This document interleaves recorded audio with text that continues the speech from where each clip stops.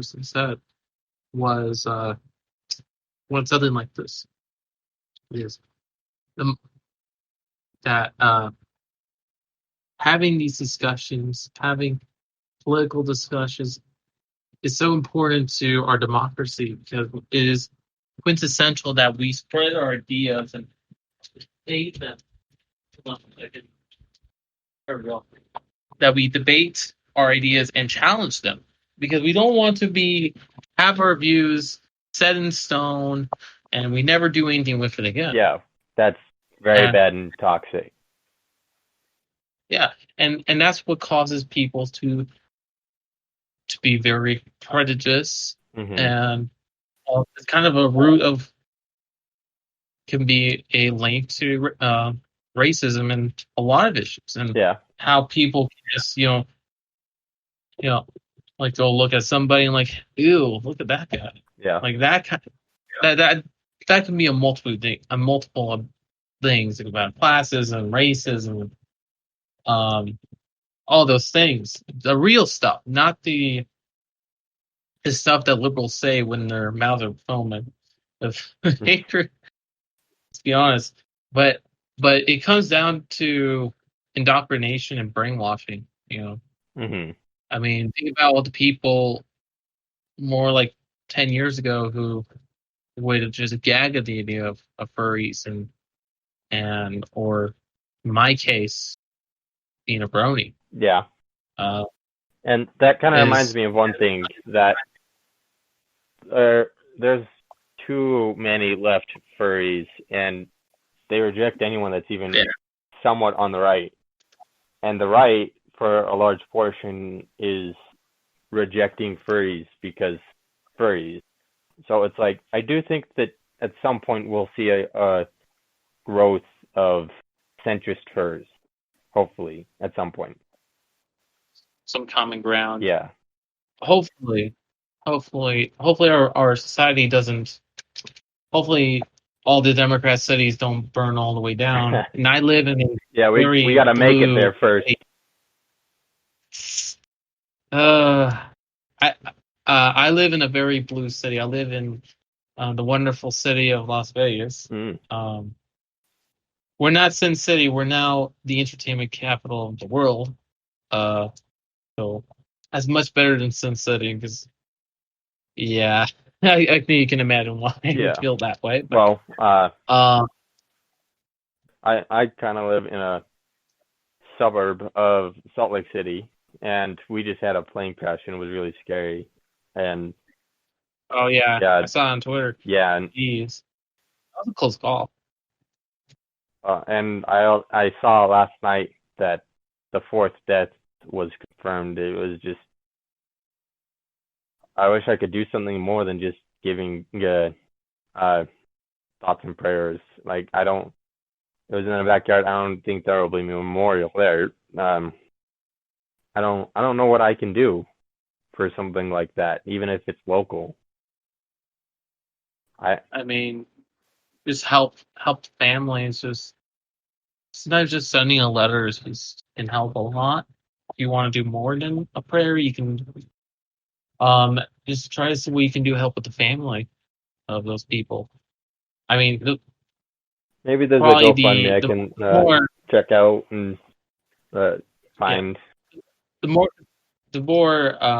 conventional way would be to send a letter to the family, and I think that would really help the people who died and their families to feel a little better, because right now I can only imagine what kind of hurt they're feeling right now. Yeah.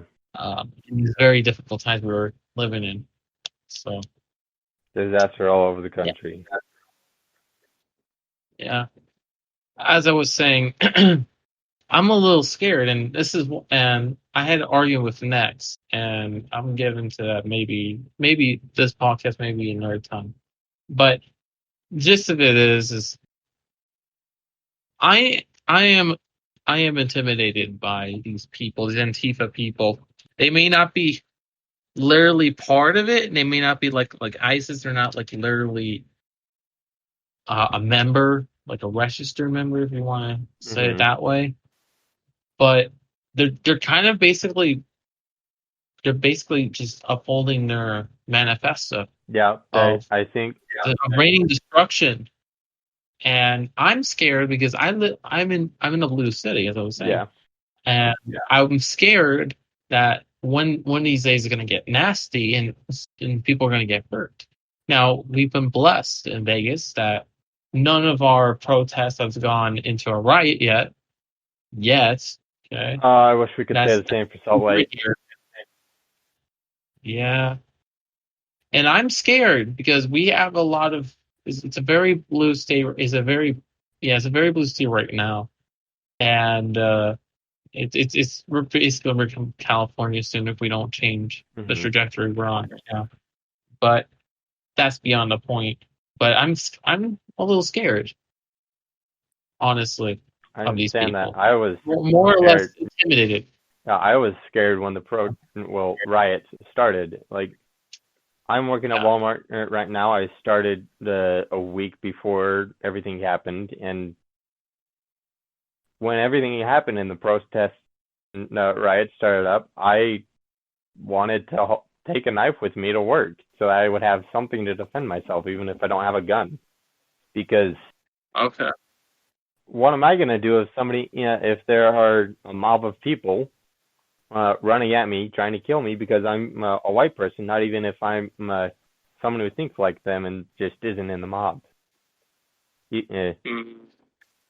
Which is hypothetical. I'm not someone that thinks like them, but like they don't see anything other than race. They just see that someone's white and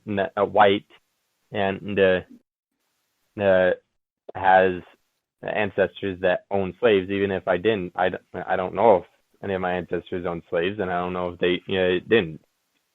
I know I have ancestors in America that went back that far. I've got an ancestor that fought in the Battle of Bunker Hill, which I'm proud to say about. And Bunker Hill. I've got I've got historic like a book about my a genealogy book about my family. Like my great grandpa was a Wixom, so if there are any Wixoms that they're related to me, which is really cool. It's not a common name.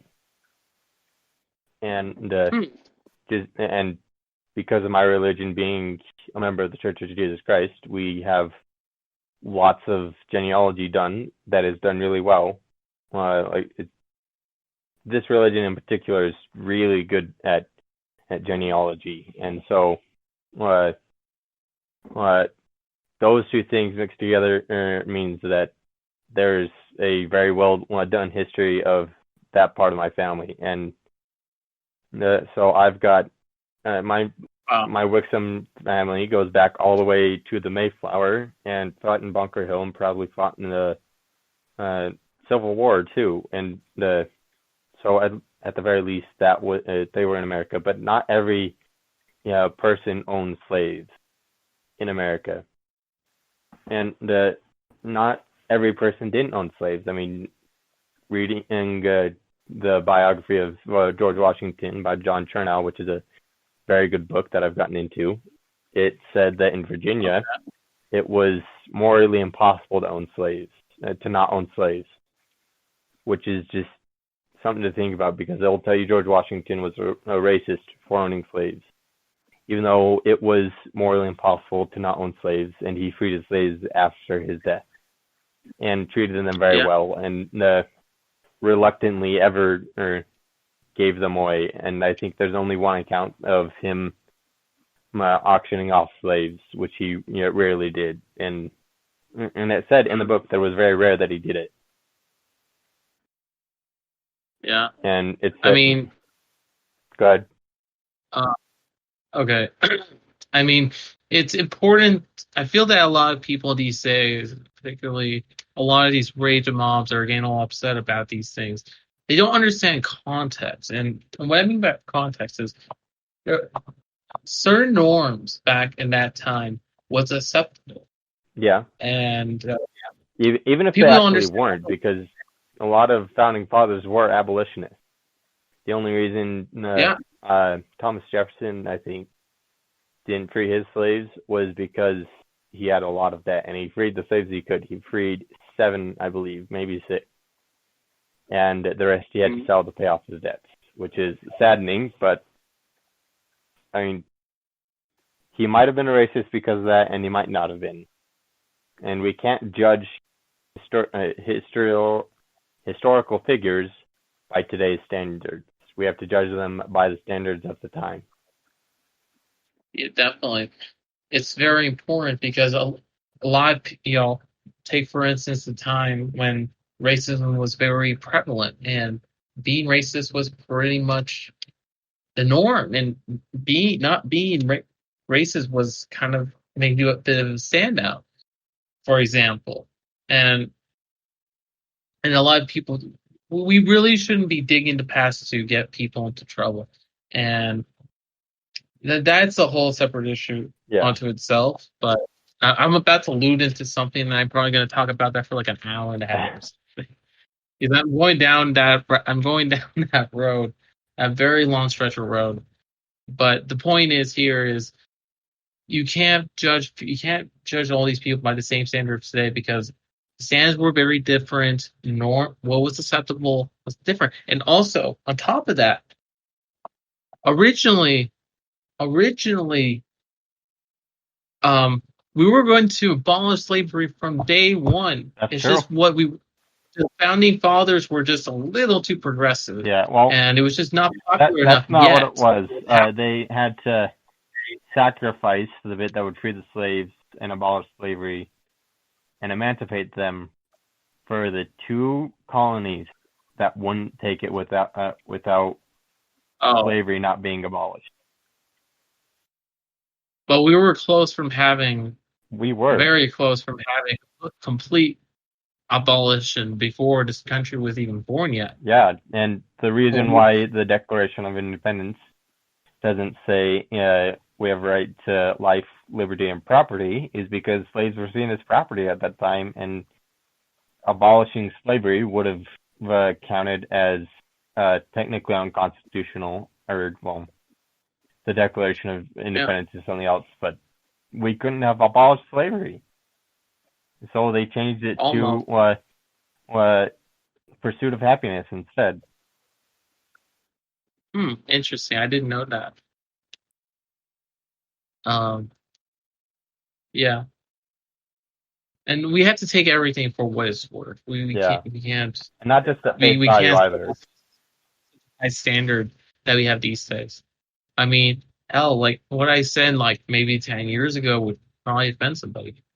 I'm only 18 right now, so I was 8 then, but you get the point. Yeah. What was acceptable 10 years ago and what's acceptable now is just completely different. And I disagree with a lot of things.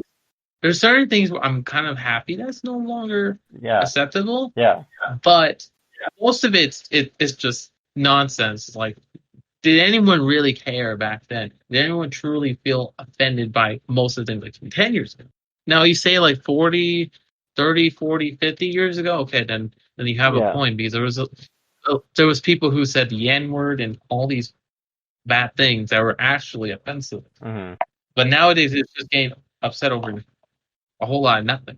Give and take for value. Or nothing further. And I was going to say something, I can't remember what it was. Well, you think of that. Now I forgot what I was going to say. Jeez. Dang it. I have sticky notes here, so once I get a little idea, I just write on the sticky note because I'm going to forget. Okay. What's the other? Yeah. I'm going to go into what I have written here. Okay, so I was going about talking about Trump, and the topic changed. So I want to come back to that, and I wanted to talk about, since this is we were talking about echo chambers. As someone who supported him in 2016, and I'm going to support him, even though I'm not 100% on board with him as much as I was back then. I'm kind of a little iffy about him, especially about that whole DACA thing. I just don't know how to feel about that. I mean, I guess it's fine for the moment we're in, but still, I'm about principality. I like I like to have rules be applied